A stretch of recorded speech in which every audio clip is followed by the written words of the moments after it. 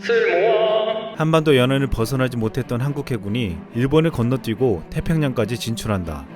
한국은 지금 제2의 거북선이라 불리는 항공모함을 만들고 있습니다.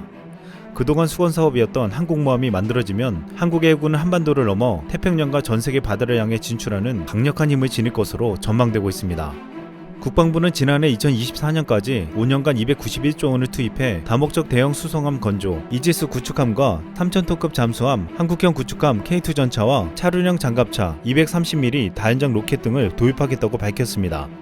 특히 군 당국은 단거리 이착륙 전투기의 탑재 능력을 고려해 국내 건조를 목표로 2020년부터 선행 연구를 통해 개념 설계에 착수할 계획이며 2030년대 실전 배치할 계획이라고 했습니다. 그런데 여기서 특별히 주목받은 것은 한국의 다목적 대형 수송함이라 불리는 항공모함이었습니다. 그동안 해군의 수건 사업으로 여겼던 항공모함이 이제 정말 만들어진다는 것이었습니다. 백령도함이라 불리는 대형 수송함은 3만톤급으로 경항모급으로 추진될 전망입니다. 백령도함은 가판을 특수 재질로 만들어 5세대 스텔스 전투기 F-35B가 이착륙할 수 있습니다. F-35B는 미국 해병대용으로 우리가 이미 도입한 공군용 F-35A와 달리 수직 이착륙 기능이 있어 경항모가 만들어진다면 우리도 F-35B를 운용할 수 있게 되어 바다하늘에서 더 강력한 힘을 발휘할 수 있습니다. 무엇보다 우리 전략자산인 항공모함을 운용하면 해외 지원을 받지 않고도 독자적인 해공군 작전이 가능해질 전망입니다. 그동안 항공모함을 갖는 데는 수많은 반대와 저항이 있었습니다. 항공모함을 운용하는데 1년에 수천억이 소요되고 경항모를 건조하는 데만 해도 3, 4조 원이 들기 때문입니다.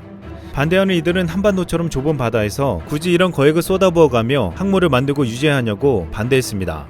1990년대 중반 해군이 경항모 건조를 추진할 때 당시 군 수뇌부는 해군은 북한의 위협으로부터 연안을 안전하게 지키는 방향으로 전력을 건설해야 한다며 남한에 공군기지가 있으니 경항모는 필요 없다고 강하게 주장했고 결국 해군의 계획을 좌절시켰습니다.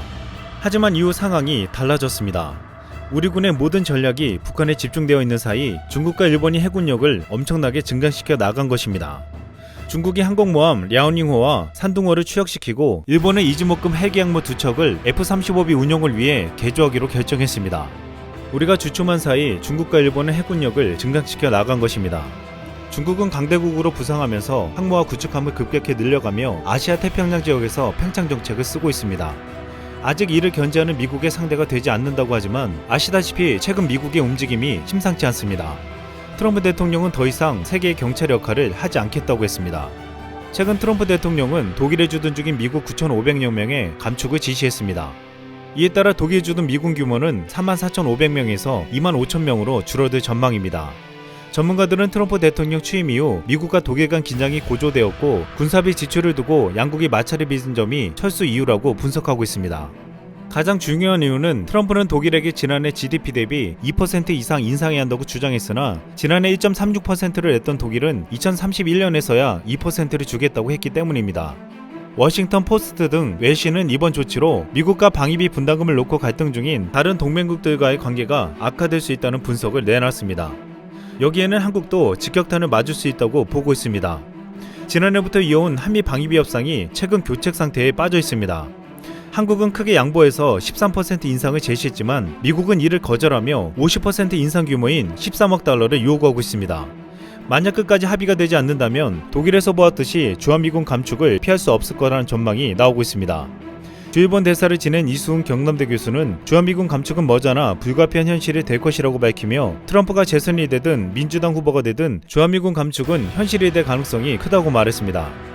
또한 일단 미국의 재정이 구조적으로 좋지 않다, 돈이 없다, 그리고 이번 감염병 위기를 거치면서 미국이 주도하는 국제질서가 바로 미국의 행동에 의해 크게 훼손됐고 망가진 자유주의 국제질서는 유력이 없고 미국이 자신의 돈으로 전세계 미군을 주둔시킬 이유가 없어지는 것이라며 중장기 과제로 지금부터 주한미군 감축 철수 가능성에 대비한다고 주장했습니다.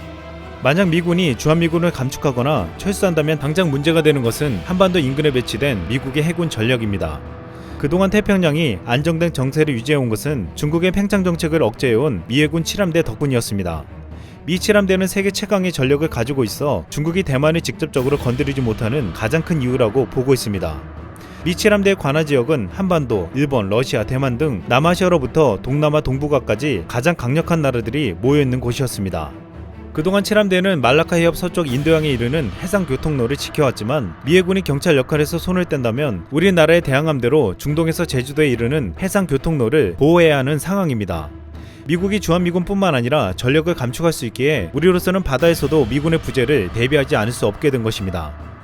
이 때문에 한국이 항공모함을 만들어 해군과 공군의 전력을 증강시켜 스스로 보호할 수 있는 힘을 키워한다는 주장이 설득력을 얻고 있습니다.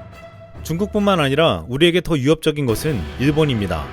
일본은 아직도 독도가 자신들의 땅이라고 주장하며 호시탐탐 도발하고 있고 이에 맞서려면 해군력을 증강해야 한다는 주장이 오래전부터 제기되어 왔습니다. 일본은 과거 한국에 큰 피해를 주었음에도 오래전부터 우리나라의 땅을 자신들의 땅이라고 주장하고 있고 한국의 강력한 반발에도 독도가 일본 땅이라고 교과서에도 넣었습니다.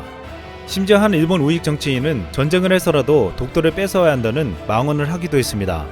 이런 일본에서 한국의 해군을 얕잡아보고 하는 말이 있습니다. 한국 해군과 일본 해군이 맞서 싸우면 30분 내 한국 해군이 전멸된다는 말이었습니다. 이런 일본의 힘을 과시하며 그동안 독도 인근에서 초계기 도발을 하고 저공 위협 비행을 연속 시도하는 등 해상 위법 행위를 지속적으로 하고 있습니다. 우리의 항의에도 잘못을 인정하지 않고 억지 주장을 계속하며 국내 정치 지지율 확보를 위한 거짓말과 무례를 일삼았습니다. 실제로 일본 해상자위대의 함정 규모는 총 46만 톤이며 한국 해군은 19만 톤으로 해상자위대의 규모가 2배 이상입니다. 일본 해상자위대의 전력이 우리보다 우세하지만 일본이 해상자위대를 사용해서 독도를 빼앗거나 한국 해군을 전멸시킬 가능성은 거의 없다고 보고 있습니다. 우리에겐 일본에게 없는 엄청난 유력의 현무미사일과 강력한 육군 전력이 있기 때문입니다. 그래도 일각에서 한국의 해군 전력을 일본에 대비해서 증강시킬 필요성이 있다고 주장해왔고 최근 20년간 한국 해군의 전력도 급격한 발전과 성장을 거듭해왔으며 이젠 항공모함을 만들어 해군의 전력까지도 일본을 압도하겠다는 전략을 세우고 있습니다. 일본 매체 JB 프레스는 한국의 해군력 증강 계획이 일본을 가상의 적국으로 상정하고 있는 게 아니냐는 우려를 하기도 했습니다. 무엇보다 한국의 경항모 건조 계획을 가장 크게 의식했습니다. 이 해군의 전력을 감안할 때 한국이 일본보다 나은 항모를 보유한다고 하더라도 일본에는 심각한 위협이 될 수 없다고 말하면서 그래도 한국의 일부 전함이 일본에 심각한 위협이 될 수 있다며 한국의 통합화력 지원함을 들었습니다. 한국은 다량의 탄도미사일과 지상공격 장거리 순항미사일로 무장한 지상공격 전함을 만들려고 한다고 이 매체는 설명했습니다. 일본이 가장 겁을 내는 것은 바로 현무 3C 순항미사일로 한국군이 건조에 배치될 함정이 장거리 순항미사일이 배치될 경우 일본을 타격할 수 있다는 것이었습니다.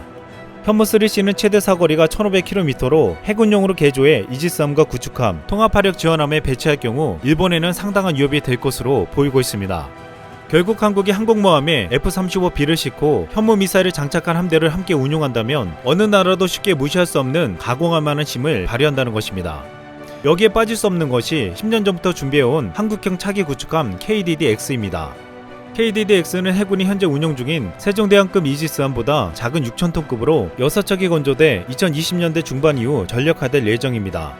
KDD-X는 이지스 체계를 순수 국내 기술로 개발 탑재하는 첫 구축함으로 우리나라는 이지스함 보유국을 넘어 진정한 의미의 생산국 반열에 올라서게 될 전망입니다. 이지스함은 미국이 개발한 통합 전투체계인 이지스 시스템을 탑재한 군함으로 적의 미사일이나 항공기를 레이더로 식별해 모든 무기를 막을 수 있다고 알려져 있습니다. KDD-X가 완성되면 우리는 미국, 영국, 일본, 중국, 노르웨이에 이어 세계에서 6번째로 국내 기술로 이지스함을 생산하는 나라가 됩니다. 그동안 이지스함은 해군력의 척도로 평가되었는데 우리는 중국과 일본에 크게 뒤지고 있었습니다. 하지만 앞으로 우리가 세종대왕급보다 성능이 개량된 이지스함 3척을 추가 건조하고 KDD-X까지 만들어진다면 2030년에는 총 12척의 이지스함을 보유하게 됩니다. 이렇게 되면 이지스함 전력에서는 중국과 일본에 크게 뒤지지 않는 수준이 될 것으로 보고 있습니다. 해군의 전력 증강이 계획대로 진행된다면 2030년대 해군은 대형 수송함 1척, 이지스함 2척, 한국형 구축함 2척, 3,000톤급 잠수함 1척에 군수 지원함 등이 선별적으로 투입되는 강력한 기동전단 3개를 갖추게 될 것으로 전망되고 있습니다. 이는 해군의 작전 범위를 동아시아 일대로 넓히는 기반으로 KDD-X와 무인체계가 추가되면 전투력은 더욱 높아질 전망입니다. 1980년대까지 한반도 연안을 벗어나지 못했던 한국 해군이 태평양으로 진출하는 기회의 문이 열리게 된 것입니다. 최근 한국 정부는 적을 북한에 한정하지 않고 상황에 따라 주변국도 적이 될 수 있다고 보고 적의 개념을 확장시켜 대비하고 있습니다. 그동안 북한의 위협에만 대응했지만 이제 미국이 한반도에서 경찰 역할을 하지 않게 된다면 중국과 일본도 우리에게는 상황에 따라 위협이 될 수도 있다는 것입니다. 이에 우리는 중국과 일본을 견제할 만한 전력이 절대적으로 필요하다고 판단하고 있습니다. 적어도 인근 상공이나 영해에서 중국과 일본에게 쉽게 밀리지 않으며 섣부른 오산을 하지 못하게 만들겠다는 것입니다. 한국이 지금 만들고자 하는 항공모함은 제2의 거북선이 될 거라고 말하고 있습니다. 이순신 장군의 거북선은 2016년 미국 군사 매체에 의해 세계해군 역사상 7대 명품 군함 중 하나로 꼽힐 정도로 훌륭했습니다. 임진왜란 때 이순신 장군은 거북선으로 왜구들과 23전 23승에 빛나는 승리를 거두며 일본 해군 전체를 무너뜨렸습니다. 이제 한국은 이순신 장군의 길을 받들어 다시금 모두가 두려워할 만한 강력한 해군을 만들어갈 준비를 하고 있습니다. 이상 쓸모왕이었습니다.